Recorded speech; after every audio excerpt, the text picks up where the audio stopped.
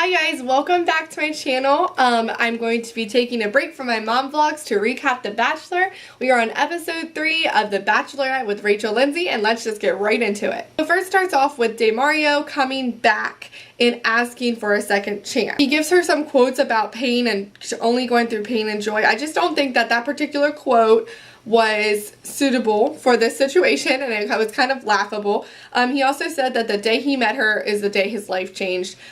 Also, not really appropriate. Like, he's just, like, fuckboy material if we're talking about this, honestly. And, like, the whole world knows this now, Demario. So just, like, get off the screen.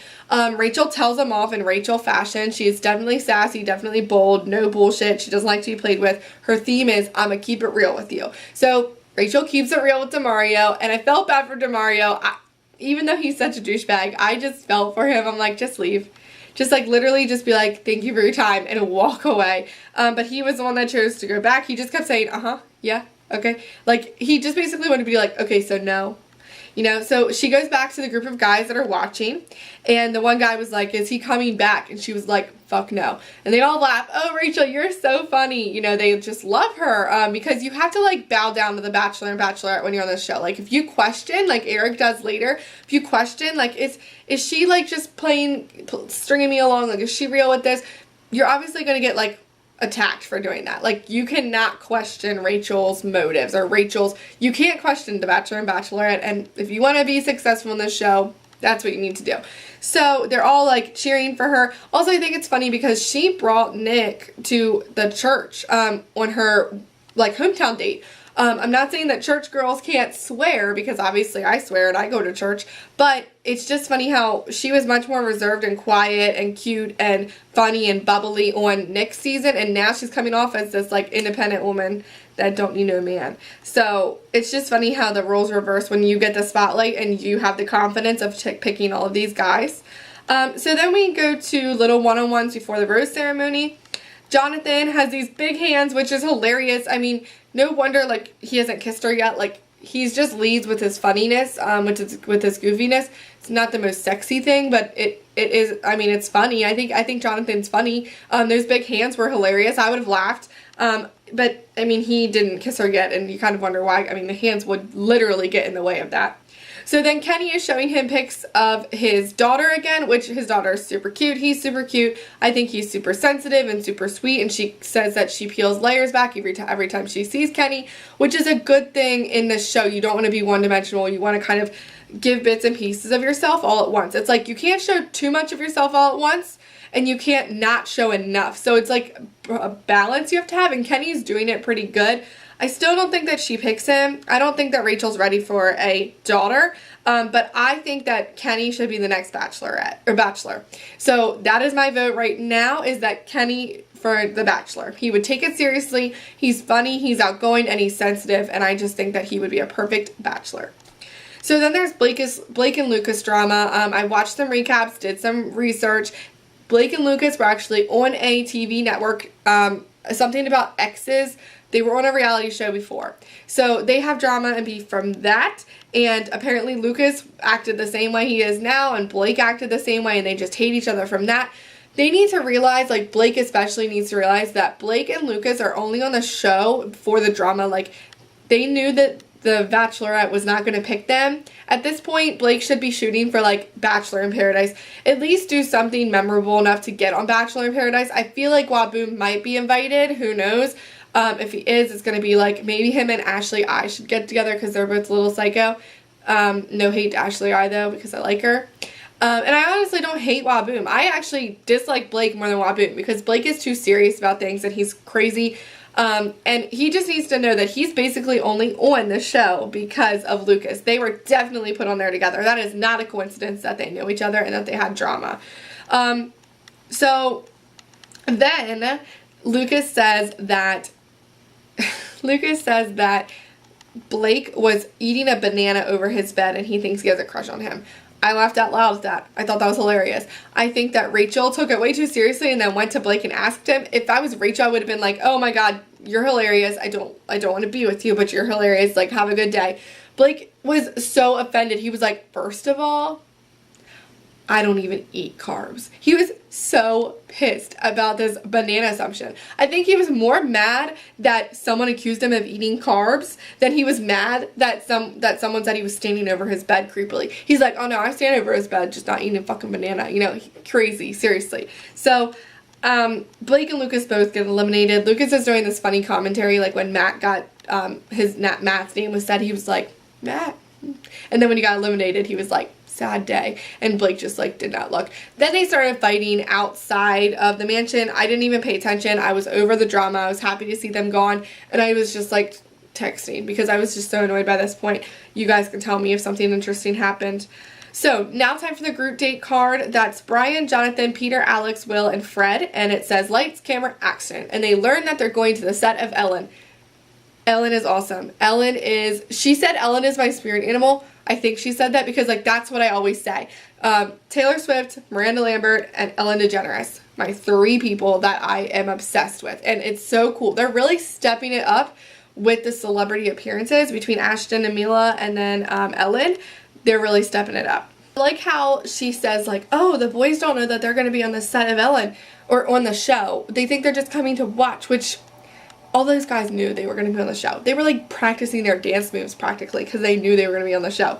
So she goes on the set of Ellen, and Rachel is wearing a flowing romper. I don't love it. It's like the first outfit that they have on her that I don't like.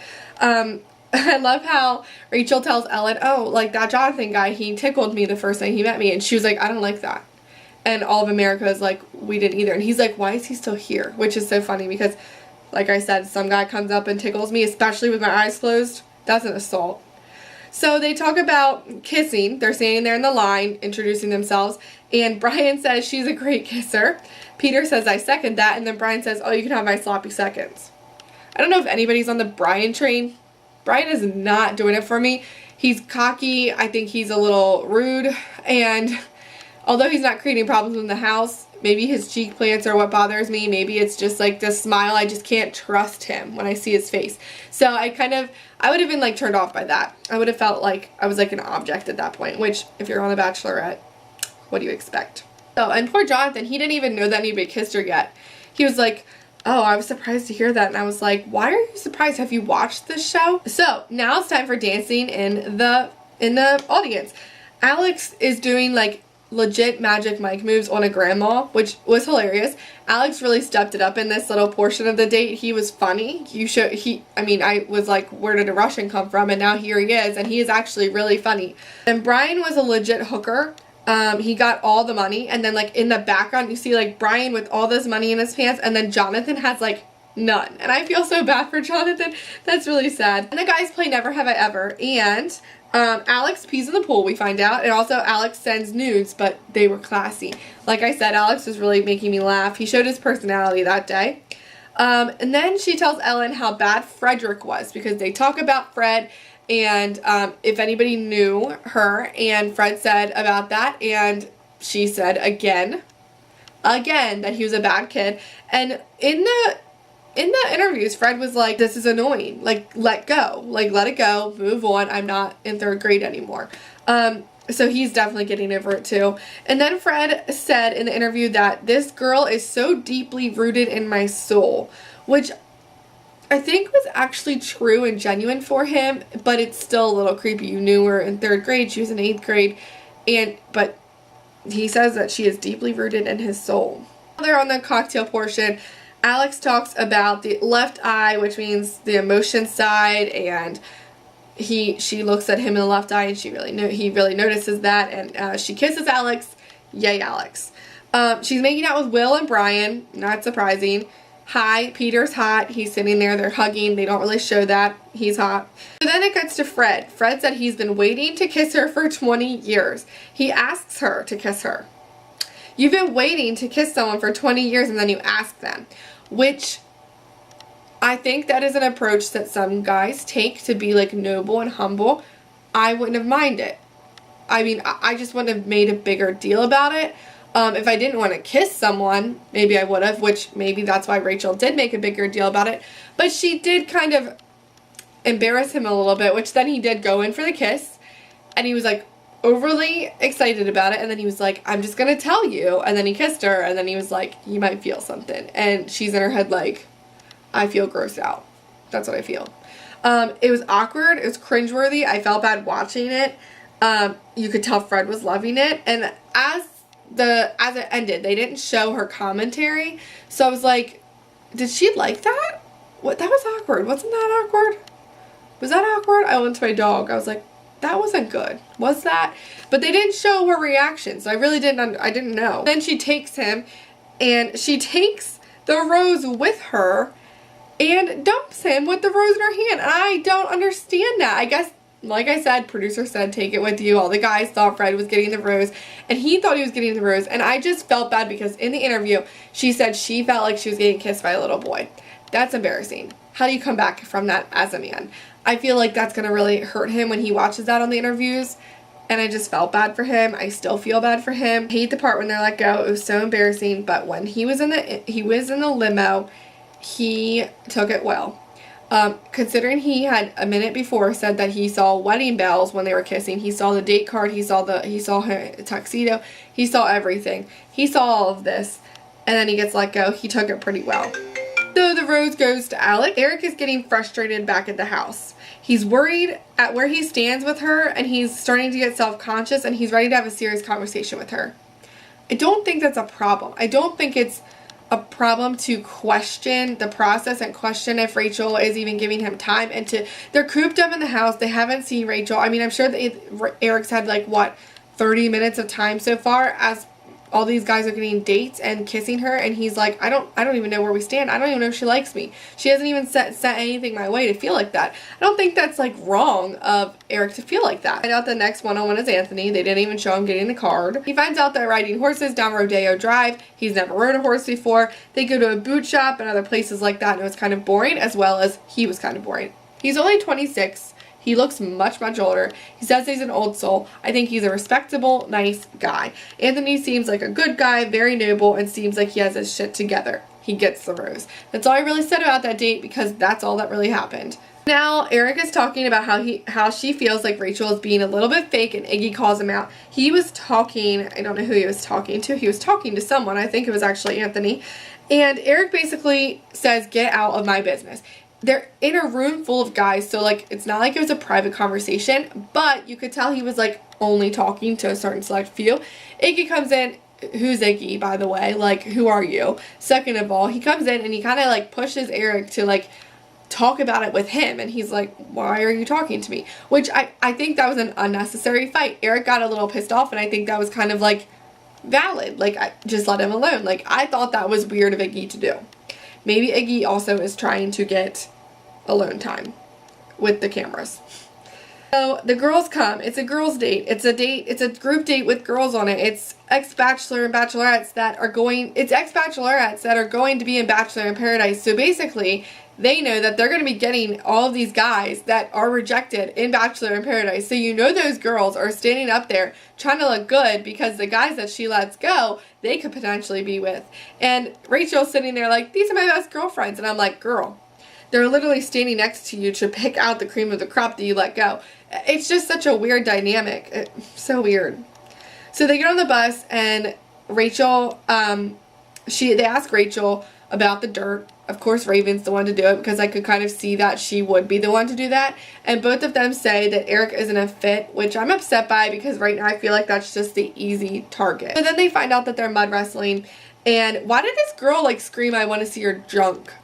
Like, that is also staged. And then another one's like, let me see your booty. And you could tell that like that was staged. That was weird. Do they not look at this and be like, that's cheesy? Cut that out. So Kenny obviously dominated. He literally body slams Lee, but Bryce wins, which is a firefighter. It's down to Kenny and Bryce, and Bryce wins, which is surprising. Did anybody see Kenny when he was covered in, well, all of them, when they were covered in all the mud and they were talking, they looked like the little boy on YouTube that got covered in peanut butter, like covered himself in peanut butter. That's what they all looked like. Cocktail date time for this group of guys. Kenny reveals that he was a Chippendale dancer, which is hilarious, and he does it with taste, if that's possible, when he dances on her. And he didn't feel overly cocky to me. He kind of led with his humorous side, and I think Rachel enjoyed that as well. Jack Stone is literally the definition of stone. I have that written here because when I looked at Jack Stone, I was like, do you have emotions other than smiles? Also, I think he's the one that like grabbed her and was like, you're seriously amazing. I don't know if that's the same guy. Time for Eric's one-on-one time. He basically asks her how she felt about him, and she says she likes him. So it kind of seemed like that was it. And then she confronts him, but she doesn't seem to care or really concerned about it, and she believed when he said, like, listen, like, I was just having a hard time, and they were cool. It was fine. Of course, Eric is going to confront the two people that talked about him, which was Bryce and Lee. Jack Stone leaves, which is funny to me because most of the time the people that are sitting there for the talk, they stay to watch. But Jack Stone left and then left them three. He said that Bryce seemed genuine in his apology and in his thoughts, but Lee did not. He says he can tell that Lee wasn't. We find out that Eric was never in love, and Lee said, you're a great individual and I just love you, but you've just never experienced love. It's just like some bullshit. And I was like, okay, Lee, like, you obviously think you're better. And then Eric was funny because Lee keeps saying, you yelled at Iggy, I still love you, but that changed my view on you. And Eric said, okay, so I yelled. Like, are you scared of me? Like, I yelled. Like, and I do believe that. Like, he just yelled a little bit because he got mad, and now they're like acting like he's like murdered someone.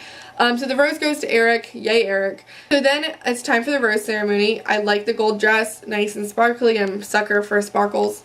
Then Iggy tells Rachel about Eric, and I can't stop staring at his hard part in his hair, first of all. Second of all, don't be that person to bring up the other person. Like, don't be that tattletale. I don't know why people don't get this.